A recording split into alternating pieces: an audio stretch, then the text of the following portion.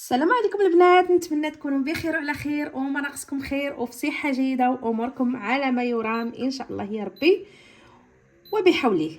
اليوم البنات غنشارك معكم وصفه ديال بغيت ندير البيض بالسجق. هذا اللي تيكون بحال الكاشير هو تركي، ولكن غنديرو على طريقتي انا ولا على الطريقه المغربيه ولا مهم. هنايا كما كتشوفوا درت زيت الزيتون وحطيت هاد السجق اولا هاد الطريفات هادو كما كتشوفوا. المهم بلاتي سمحوا لي نقاد التليفون، ما تديوش على الروينه اللي كتبان لكم باش نوريكم. هذا هو اللي انا درت. المهم كما كتشوفوا فين مكتوبه هذا راه حلال. ها هي حلال، كنشري من المحلات التركيه كلشي كيبيعوه.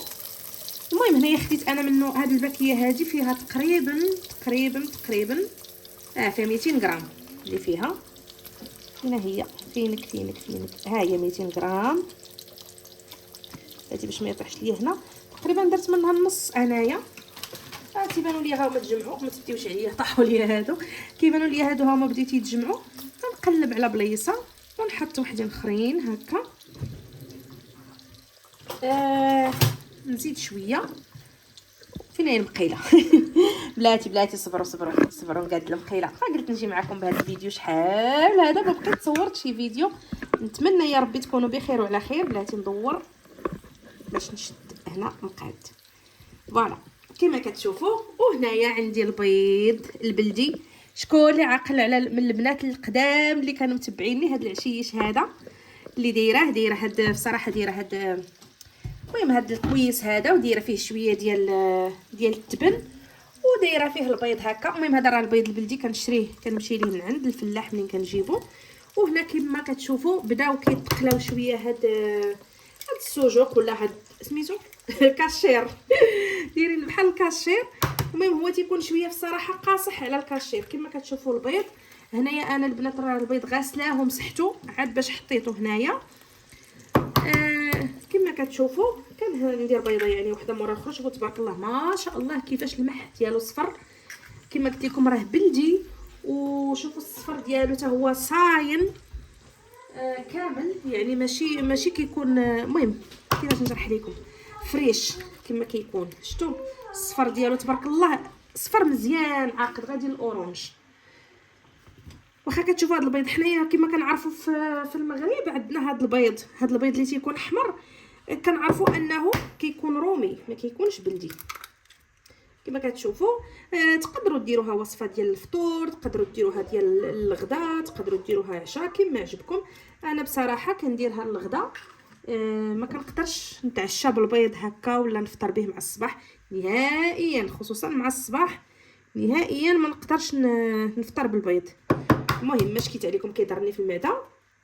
فقلت نرجع معكم لروتيناتي الوصفات. يعني تبارك الله ما شاء الله راه كلشي كيعرف يطيب كما كلكم تبارك الله حادقين. فقلت علاش لا نقسم معكم روتينات. بغيت نبدل المحتوى ديال القناه شويه ان شاء الله. نقدر هكا ندير معكم وصفات ديال الطبخ وفي نفس الوقت انني نهضر معكم على مواضيع على تجارب على حوايج اللي انا عشتهم على العيشه في الغربه على يعني بزاف الحوايج اللي تقدروا تستافدوا منهم اكثر من الطياب يعني كتر. المهم تبارك الله ما شاء الله المغربيات اولا النساء العربيات كل وحده راه عندها وصفات ديال بلادها ما شاء الله. وكل وحده راه كتعرف طيب كلشي تبارك الله. واللي ما طيبش ولا ما عرفش يطيب راه كيشريه واجد. واخا انا بصراحه هاد تاع يشريه واجد ما انا ضدها، خصوصا فاش يكون الواحد مثلا عنده وليدات صغار لا ماديا ولا صحيا يعني غير نافعه. انا بصراحه كنت ودائما وباقيه كنطيب الاكثر الحوايج في الدار. المهم كما قلت لكم هذه وصفه غنديرها يعني المهم غنصور معكم، ولكن اهم حاجه غنعطي لكم هي نصائح اللي انا كنت استفدت منهم بزاف الحوايج اللي انا عشتهم يعني وتجارب المده ماشي عشتهم تو نهار ولا تو يومين ولا يعني تجارب في الحياه مؤخرا. تقريبا انا يا راه جايه واحد شحال هذا باش ما بقيتش صورت معكم فيديوهات تقريبا واحد العامين يعني عامين اللي انا كانت بصراحه كانت عندي نوعا ما كانوا فيها حويجات زوينين وكانوا فيها حويجات خايبين وكانوا فيها حويجات صعاب. المهم تعلمت فيها بزاف ديال الحوايج في الحياه. بصفه عامه ديما كنتعلموا، ولكن كما قلت لكم مؤخرا يعني بزاف الحوايج اللي عشتهم، منهم اللي زوينين ومنهم اللي خايبين، فقلت علاش لا حتى انا ما نتقاسمهمش معكم. هنا كتشوفوا كندير الملحه، صافي الملحه هي اللي كندير فقط صافي. بالنسبه للبنات، بالنسبه للطياب واللي عندها وليدات، طيب في الدار حسن ليها يعني حاجه ولو تكون بسيطه كما كتكون، تكون نقيه، وخصوصا الناس اللي في الغربه، راه كل شيء هنا حتى في المغرب كل شيء غلا، لا في المغرب ولا هنا ولا بصراحه. الله يكون في عون كل واحد. ملي كنجي كنشوف شي اثمنه ديال شي حوايج ولا، فكل شيء تبارك الله ما شاء الله. الاثمنه كلهم تشحروا وطلعوا، فمن الاحسن علاش لا نجربوا وصفات هكا في ديورنا. بالنسبه للناس اللي كتشري الخبز طيب خبيز في الدار، نحاولوا ندخلوا شويه ديال القمح يعني ولا القمح الكامل في خبيزاتنا، في الحلويات تاعنا. انا البنات وليت حاليا البيتزا كنديرها بالقمح الكامل.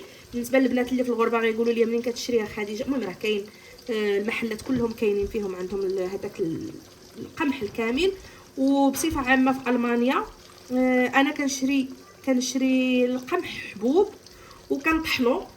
المهم صراحه كنطحنو في الترموميكس اللي هو هذا كيطحن ليا القمح، كنشريه كامل وكنطحنو تمايا، كيدير ليا الدقيق صراحه كيجي زوين. يعني واحد اش غنقول لكم، دقيقه كطحن ليا نص كيلو ديال القمح، نص كيلو كنطحنو في دقيقه واحده، لانه السرعه ديالو تبارك الله ما شاء الله خياليه. كندير منه بيتزا، تقدر ديري منه الوافل. وقيله انا المهم الوافل باقيين عندي كاع تقريبا شي وحدين منهم درتهم من البارح، وباقيين عندي وحدين ثلاثه ها هما كما كتشوفوا. المهم كنحيد هنايا على بالنسبه للمقيله ديالي باش نوريكم. شوف البنات هادو انا راه دايرهم من القمح الكامل، ومن طبيعه الحال مخلطاهم بالدقيق الابيض اللي هو الفورس. تيبان لكم اللون ديالهم هكا، وما شاء الله جاو بنانين. درت شكيلات فيهم الوليدات، عندي هاد لي زاباغي هادو ديفيرون، وعندي حتى اللي مدوره على شكل وريضه، راه ديجا كنت حطيتها معكم في القناه شحال هادي. بالنسبه للوصفه الا كنتو بغيتو نعطيكم وصفات بحال هكا ديريكت وتقدروا تخلطوهم. بالنسبه للوصفات كديري 125 غرام ديال الزبده، بالنسبه لهادو 125 غرام ديال الزبده، 250 غرام ديال الحليب، و100 غرام ديال السكر، و350 غرام ديال الدقيق، كيس ديال سكر الفاني، وكيس ديال خميره الحلويات ديال 7 غرام. ولا كان عندكم ديال 14 غرام بحال حنا في المانيا عندنا ديال 14 غرام، كندير نص ديالو. الا بغيت ندير هاد المقادير اللي قلت سين، ولا بغيت ندوبل المقادير، راه كندير كيس كامل ديال خميره الحلويات، وكتخلطي كلشي فاش ما عندك. يا عندك السكر والزبده هما الاولين، عندك عجانه، عندك ميكسور، عندك تيرموميكس اللي عندك كتخلطي السكر والزبده هما الاولين، وابخي كتخلطي. المهم نقلب لكم جهه المقيله، ومن بعد كتزيدي الدقيق والحليب وداكشي الاخر كله مره واحده، وقبصه ديال الملح، شويه ديال الملح يعني باش ما نديروهش باش ما يجيناش مسوس، راه واخا حلو اللي بحال شكل الكيكه. شويه ديال الملحه. ها حنايا لاله عندنا الوافل دايرينهم لوليداتنا. الدقيق انت كتلعبي على حساب اشنو بغيتي، واش بغيتي الدقيق الكامل، واش بغيتي فورس، بغيتي ديري فينو وفورس والكامل تخلطيهم كلهم شويه من هنا وشويه من هنا. يعني ديري 50 غرام مثلا، ديك 150 غرام ديريها ما بين الفينو والقمح الكامل، و200 غرام ديريها ديال الفورس. وحنا غاديين هكا شويه بشويه كنعلموا يا لاله وليداتنا ياكلوا داكشي طبيعي وصحي وبصحتكم وراحتكم. المهم كما كتشوفوا هذه هي المقيله ديالي. نعم سيدي، يا سلام يا سلام. المهم البيض بلدي البنات راه كيكون باين من لونه بصراحه، اللون ديالو كيبان. المهم هنا انايا كاين اللي كيعجبو البيض هكا خضر، مي انايا بصراحه ماشي نص طيبه، مي انا بصراحه مع الوليدات الصغار خصوصا ملي كيكونوا باقيين صغيورين تحت 3 سنين، فكما كنعرفوا البيض راه كيكون فيه دوك واحد النوع من البكتيريا وقيله. المهم انا ما متاكداش كيكونوا فيه دي بكتيريا، فاش الا ما طيبناش مزيان كيقدر يضرهم. فهذا باش كنفضل انني نطيبو. نتمنى هذا الفيديو ان شاء الله يكون نال اعجابكم، وما تنسونيش من التعاليق ديالكم ومن لي لايك ديالكم. وهنايا ان شاء الله الوصفه غنحط لكم في المينياتور المهم الشكل ديال البيض النهائي، اولا كما كتسمعوا خش خش خش. شوفوا نعم سيدي، ها مع اش غناكلوا، ها مع الخبيز. شوفوا نعم سيدي، كما كنقول لكم ماكله الدار الحداقه. المهم ما تحداقوش بزاف وما تعكسوش بزاف، حيت راه حتى الحداقه الزايده كيجيبها الواحد في عظامو بتماره. المهم شويه هاك وشويه هاك. نهاركم مبروك، والله يدخل هذا العام الجديد ان شاء الله يا ربي بالصحه والسلامه علينا وعليكم وعلى الامه الاسلاميه يا ربي اجمعين.